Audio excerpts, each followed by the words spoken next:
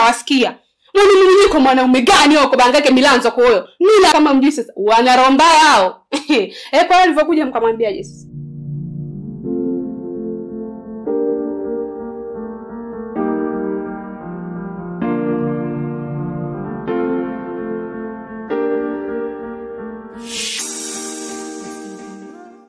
Nimeshaliomba msamaha, ndio maana nimekuja hapa.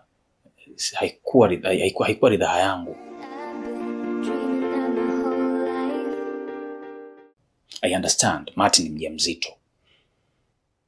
Na ule ujauzito ni wa kwangu. Kama nini? Martin ni mjamzito? Wewe.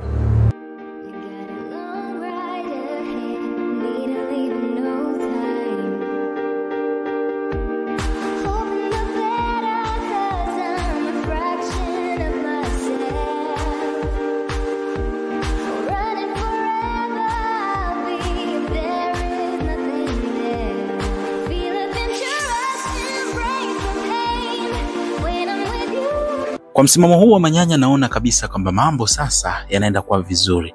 Hakuna wa kumtenganisha Mati pamoja na Manyanya katika hili tukio. Bwana, kama ni mmoja tu ambao umefurahi kwa jinsi tulivyokuwaishia, lakini pia tuliwaahidi kwamba tutaongezea dakika katika episode zinazofuata. Yote ni kutokana na jinsi support mlivyokuwa mnaonyesha. So mkizidi kuonyesha support, basi itakuwa ndio muendelezo wa kila siku. Tutakuwa tunafanya hivi. Kwa hiyo kufanya ni kitu kimoja tu.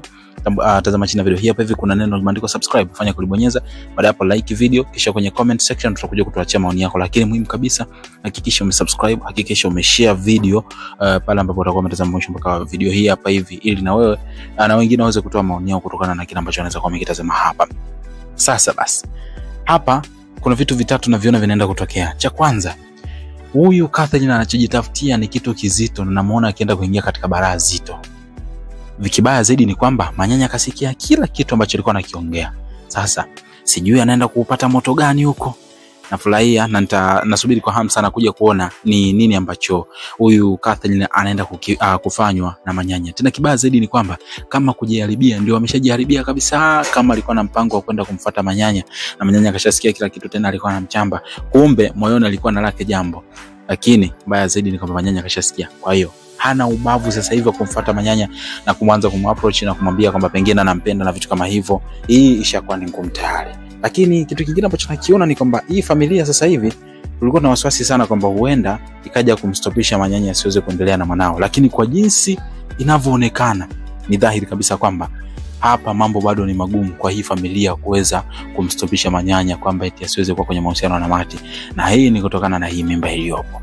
Na kama vile naona mahusiano ya Manyanya pamoja na Mati yakizidi kwenda kutake over na wanaendelea kwa pamoja, lakini kama naona hivi pia amani kitoweka kwa upande wa Violet, ambayo of course tulikuwa tunajua kabisa kwamba kidogo furaha ilikuwa inarejea, lakini kwa jinsi inavyoonekana ni dhahiri kabisa kwamba ile furaha ni kama vile inaenda kupotea kwa upande wa Violet. Sasa afanye nini ili furaha iweze kurudi? Hapo ndipo ambapo pia ni pagumu zaidi. Sasa ukirudi pia upande wa Cindy, kama tulivyosema, kama Cindy angejua bora angebakiaga kwa Mudi Muzungu, lakini pale kwa Amani ameyakanyaga. Yani tunaweza tukasema kwamba ameruka majivu alafu ameenda kukanyaga moto. Na macha Mudi Muzungu naenda kwa Amani, alafu alikuwa anategemea furaha kwamba angeweza kuipata. Mimi nacheka tu kwa sababu niko upande wa Mudi Muzungu, lakini pia niko upande wa Matrida. Tuna enjoy tu, tunasubirizia. Cha kwanza kabisa ambacho tunasubiri kwa hamu ni kuja kuona jinsi gani ambavyo Catherine atakuja kuaibishwa na Manyanya, na hivi nafasi kashaiharibu yeye mwenyewe. Kwa hiyo kama alikuwa na mpango kwenda kwa Manyanya, tayari chance ameshaitia doa. Kwa hiyo kiufupi hana nafasi tena, na familia sasa hivi haina la kusema, watasema nini?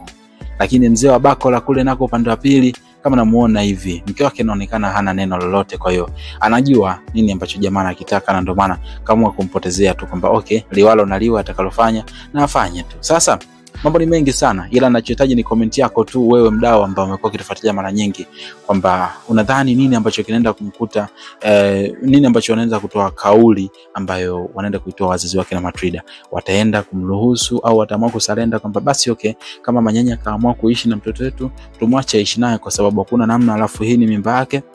au nadhani inaenda kwaje? Lakini vipi upande wa nyumbani kwa Violet?